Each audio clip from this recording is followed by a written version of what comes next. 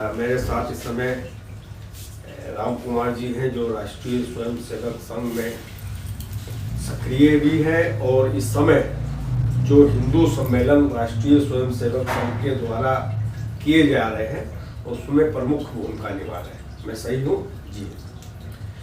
तो ये हिंदू सम्मेलन करने की आवश्यकता इस समय राष्ट्रीय स्वयंसेवक संघ के माध्यम से क्यों पड़ी? क्योंकि इसके लिए तो एक विश्व हिंदू परिषद संस्था अलग से बनी हुई है जी, जो इस तरह के विश्व हिंदू परिषद के माध्यम से हिंदू सम्मेलन होते हैं। तो ये पहली बार हमने देखा कि ये राष्ट्रीय स्वयंसेवक संघ अपने माध्यम से ये सम्मेलन कर रहा है। ये थोड़ा सा जानना चाह रहे हैं कि ऐसा क्यों? बिल्कुल सही आपने पूछा भाई साहब है। ये संघ के 100 वर्ष पूर्ण होने के उपलक्ष्य में ये संघ की शताब्दी वर्ष भी है। संघ शताब्दी वर्ष और संघ लगातार 100 वर्षों में विभिन्न आयामों पर सेवा कार्य से लेकर विभिन्न संगठनों के साथ विश्व हिंदू परिषद अन्य संगठन भी संघ की शाखाएं हैं। संघ लगातार कार्यक्रम करता है। 100 वर्ष में हिंदू सम्मेलन करना क्यों जरूरी रहा? हिंदू सम्मेलन करने का उद्देश्य ये रहा कि संघ व संघ के कार्यकर्ता या विचार परिवार के लोग इन संघ कार्यक्रमों में 100% भागीदार होते थे। लेकिन अब संघ हमारा 100 वर्ष का पूर्ण हो गया है, तो पूज्य सर संचालक जी द्वारा, सर कार्यवाही द्वारा ये निर्धारित किया गया कि ये संघ का कार्य समाज का कार्य कैसे बने। इसके निमित्त हिंदू सम्मेलन प्रत्येक समाज सर्वव्यापी सर्वस्पर्शी हो। इसका प्रमुख उद्देश्य क्या है कि ये हिंदू सम्मेलन का जो कर रहे हैं उसका प्रमुख उद्देश्य क्या है? कि जात पात के भेद को मिटाना है या और भी कोई और नई योजना लेके आ रहे हैं? वो ऐसा कुछ क्या उद्देश्य है? मुख्य उद्देश्य क्या है जी? इसमें जो पंच परिवर्तन का विषय चल रहा है, संघ का लगभग 100 वर्षों से पंच परिवर्तन पे काम किया है कि सामाजिक समरसता कि एक समाज में ऊंच नीच का भाव खत्म हो, सामाजिक समरसता का भाव बढ़े। दूसरा विषय अपना यह है कि कुटुंब प्रबोधन, जो आज परिवारों की एकल परिवारों की संख्याएं बढ़ रही हैं, तो परिवारों में कैसे सामंजस्य हो कि कम से कम सप्ताह में एक बार हम परिवार माता पिता माता दादा दादी के साथ बैठ के एक बार भोजन करें, मंगल संवाद हो। दूसरा पर्यावरण को लेकर कि पेड़ पानी और इस थीम पर अच्छी गहनता के साथ हम और बढ़िया कार्य कर सकें। दूसरा अपना सामाजिक सद्भाव। सामाजिक सद्भाव एक जितनी जाति बिरादरियाँ हैं, आज बहुत जाति बिरादरियों के संगठन बढ़ रहे हैं कि कोई महासभा बन रही, कोई महासभा बन रही। तो ये महासभाएं कैसे खत्म हो, एक एकता का सद्भाव का भाव बने। मतलब मुख्य उद्देश्य जो है जाति प्रथाओं के बीच में जो हम लोग बटे हुए हैं उनको एक करके हिंदू समाज को करना, और एक जो कुटुंब आपने कहा कि सब लोग एक साथ रहे, पहले एकल परिवार की जगह हम लोग जो हमारा पुरानी पद्धति थी उसमें आए और जो पर्यावरण के प्रति जागरूक हो उसमें मुख्य भूमिका निभाए। इसमें आपका एक विषय हमने ज़्यादातर देखा कि महिलाओं की सहभागिता के लिए महिलाओं को आप आमंत्रित करते हैं कि महिलाएं किस तरह से इस कार्य को कर सकते हैं। क्या ये इसका मेन मोटिव भी है? जी, मातृ शक्ति हमारी कहते हैं कि हमारा जो घर होता है, एक शिशु जब जन्म लेता है प्रथम पाठशाला माँ से ही होकर गुजरती है, प्रथम गुरु माँ होती है। तो एक विषय भी है जो हमारा जो पंच विराट हिंदू सम्मेलन में है, उसमें 4 विषय आ रहे हैं। पहला विकसित भारत, वो कोई सज्जन शक्ति के द्वारा विषय रखवाया जा रहा है। इसके बाद विषय हमारा हिंदुत्व का है, तो हमारे पूज्य संत महात्मा वो रख रहे हैं। लेकिन एक विषय बड़ा महत्वपूर्ण है कि पंच परिवर्तन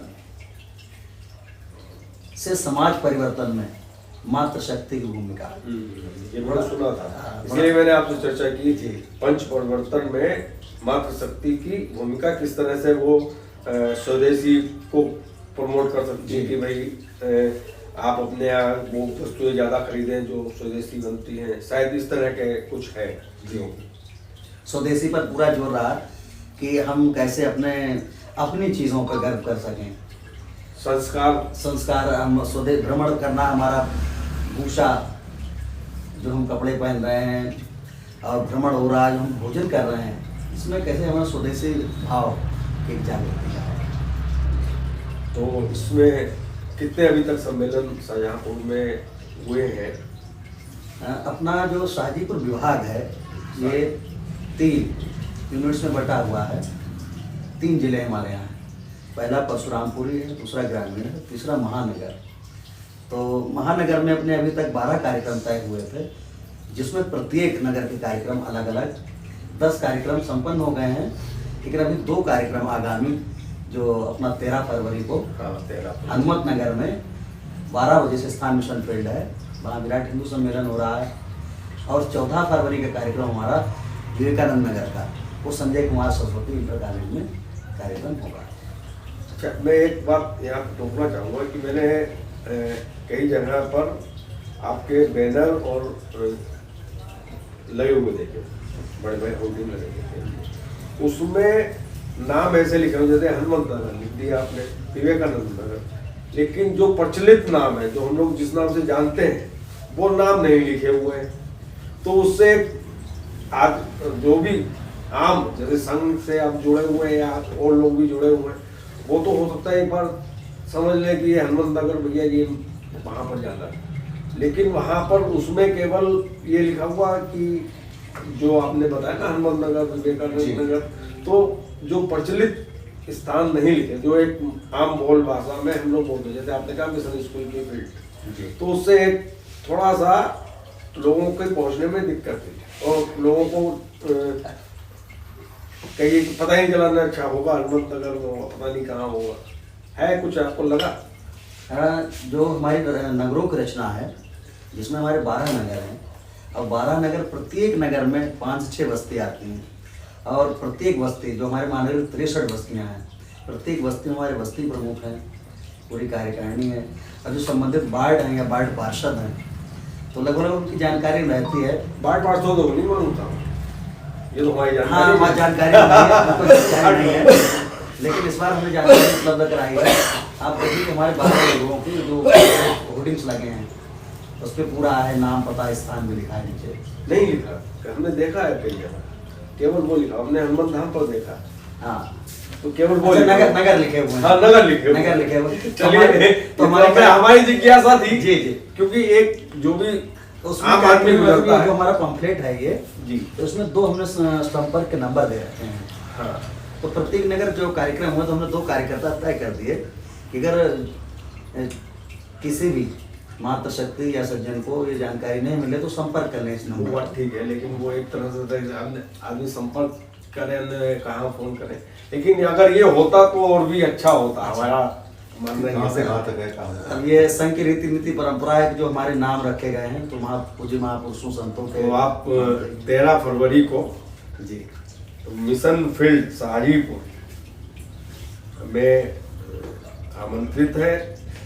समय दोपहर 12 बजे से 2 बजे, 12 से लगभग 3 रहेगा, 3 बजे तक का कार्यक्रम है, और सभी लोग ये हिंदू सम्मेलन में अवश्य आए। और तो इसका मुख्य उद्देश्य है जात पात की करो विदाई, हिंदू हिंदू भाई भाई, और उसके माध्यम से जैसा कि आपने बताया कि मातृशक्ति कैसे पंच परिवर्तन, जिसमें कुटुंब का है, सदस्य का है, सामाजिक समरसता एक मुख्य बिंदु है, क्योंकि सामाजिक समरसता माँ जो है अपने बच्चेपन से सिखा सकती है। क्योंकि अगर वो बच्चेपन से ये सिखाएगी कि देखिए जो ये पास पड़ोस में जो घर है वो हमारा ही भाई है, और ये चाहे कोई भी कास्ट हो, इसमें हमारे में कोई फर्क नहीं है, तो ये बचपन से अगर हमारे अंदर ये चीज़ें डेवलप हो गई, या बच्चों के अंदर डेवलप कर पाए कि जो भी जात का बच्चा है या कोई भी हो तो सब हम एक से हैं, तो ये हिंदू समाज के लिए भी और देश के लिए भी अच्छा होगा। और संघ इसके लिए 100 वर्षों से प्रयास कर रहा है।